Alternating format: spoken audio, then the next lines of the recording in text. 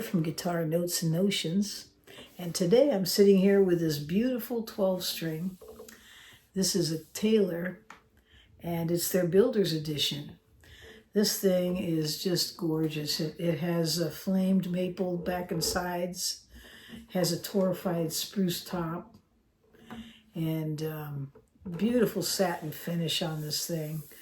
The neck is just amazing. It's a hard maple, but it's got rolled edges. So, you know, a 12-string already has this really fat neck, but this one's a little bit slim. It's 1 7/8 inch rather than a little over 2 inches. So it's a little bit slimmer, but then with this rolled feel to it, it just is a fantastic feeling guitar. This thing here is set up with super low action, not just super low action, making it easy to play, but they reversed the strings. As you know, a 12-string has octave strings. So you'll have a low string, and then next to it will be a octave higher. See, hear that? What happened is that traditionally the high would come up first. So it would be actually string number 12 if you were counting this way. But it would be the string closest to you would be the high. What they did was they reversed all those so that the low comes up, which is nice because in a downstroke, the low is going to get hit first. So you'll get more depth in the sound. And if you're a finger picker like I like to pick,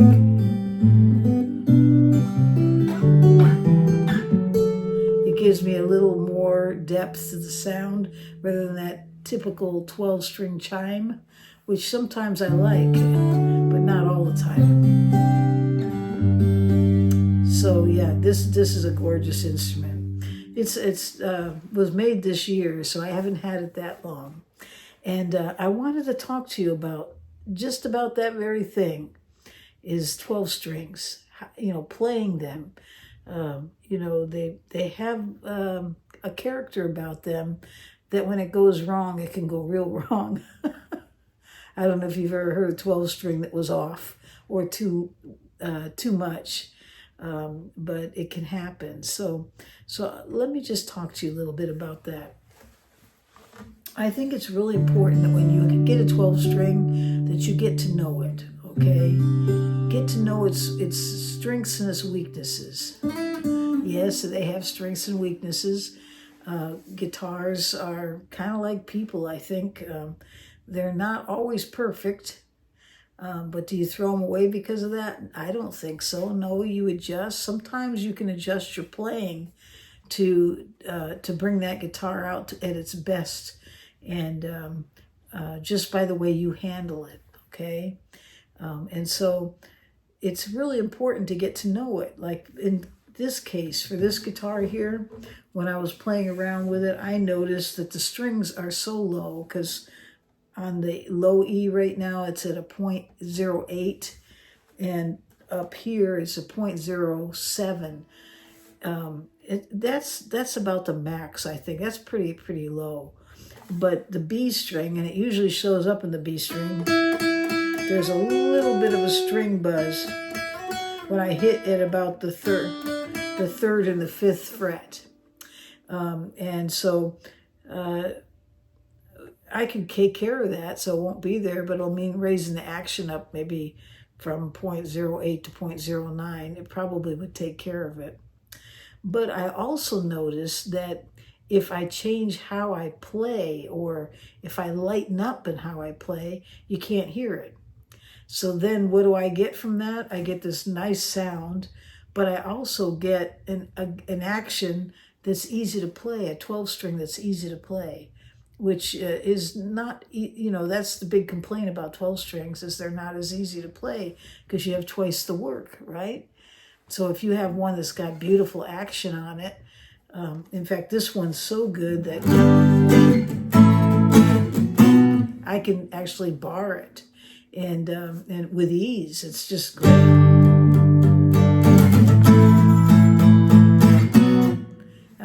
So yeah, so it's really nicely set up. This guitar is set up beautiful. It's just maybe a little too low. I haven't changed it. I can change it. I know how to change it, but I have not done that. And so I even considered maybe going up a little heavier string instead of making a change. Make a change in the gauge of the string, because that will make a little bit of a difference. But I find that I can play around it. So getting to know the instrument, getting to know its weaknesses, its idiosyncrasies, and then making those adjustments, whether it's in how it's set up or how you play it, how aggressive you get with it, how much do you push, you put behind your strike. So that's I think is really important. Get to know your instrument and then make adjustments for it. And in this case here, when I play, you can't hear the buzz unless I dig in. And you can hear it real loud. So don't dig in. This thing has a pickup in it.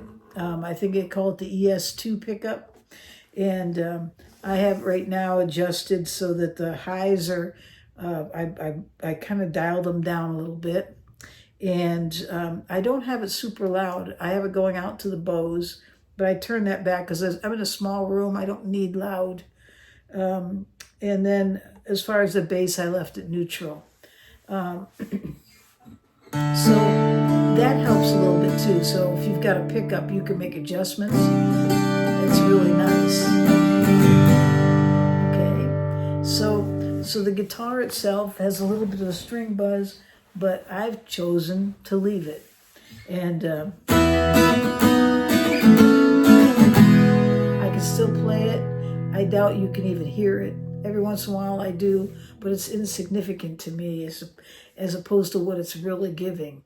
In terms of tone and sustain, this guitar is beautiful. So yes, get to know your instrument, know what it can do, what it can't do, and make adjustments accordingly. And then, a lot of times we want to blame it on the guitar when it's really us. It's how we're playing it. And so you can take any 12 string and make it sound horrible, I'm sure. Just because in the way you're striking it, the way you're playing it. So yes, get to know it and make adjustments.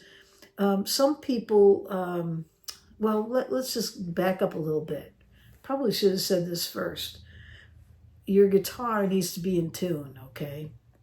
And I'm notorious for all of a sudden having a guitar that's out of tune. So I'm no one to talk.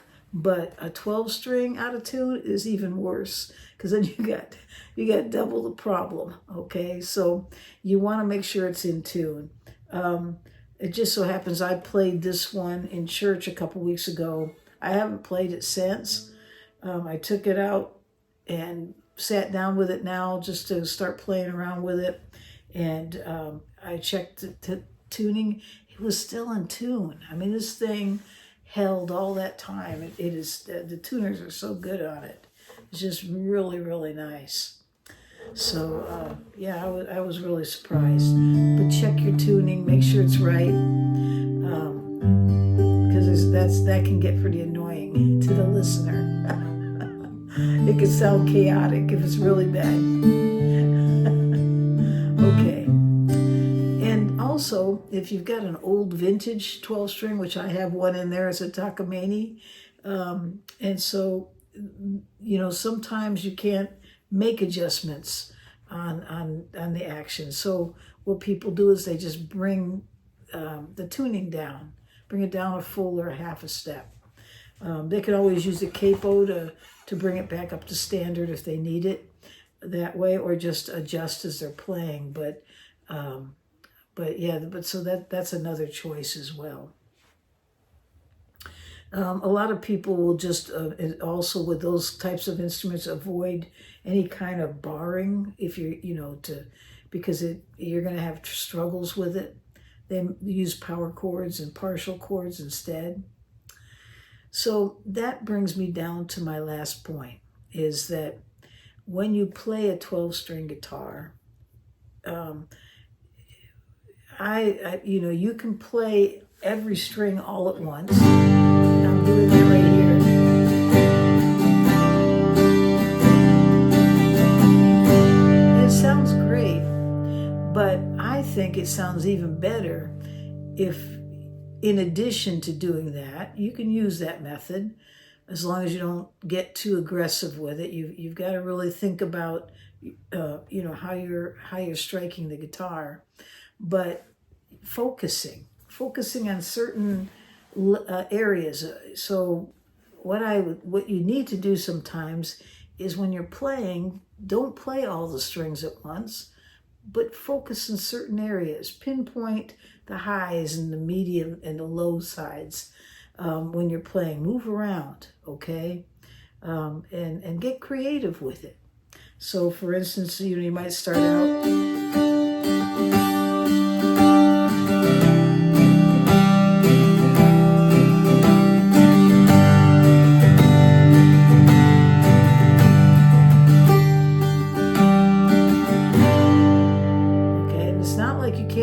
Play all of them at once, but you'll notice I moved around a little bit. I wasn't hitting every string all at once. I was playing only part of the strings at a time, and I would move from the highs to the lows. So sometimes focusing when you're playing, just to me, it brings out some great sound. If I'm playing power chords, to me, that's a great place, because your power chord, you're only focusing on certain strings. So that 12-string would be great for the power chords.